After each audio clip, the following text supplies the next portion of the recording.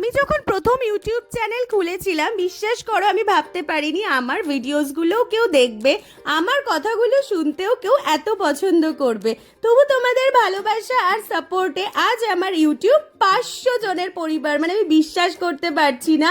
তো বর বললে একটু ভালো মন্দ কিছু রান্না করতে, তাই রান্নাটা আমিই করছিলাম। আর এগুলো আমাদের অ্যানিভার্সারি শপিং, কারণ সামনে আমাদের অ্যানিভার্সারি। তো চলো দেখি কি বানিয়েছি। ছিল উচ্ছে ভাজা, সবজিটা লাল লাল দেশি মুরগির ঝোল, চালতার চাটনি, আর ছেলের জন্য আলাদা করে চিকেন বানিয়েছিলাম। তো ভালো মন্দ রান্না হলে খিদেটা সেদিন একটু তাড়াতাড়ি পায় কিন্তু। তো কবজি ডুবিয়ে খাওয়া দাওয়া করলাম। সবশেষে ছিল মিষ্টি দই, মানে পুরো নেমন্তন্ন বাড়ির মতো আয়োজন ছিল আর কি।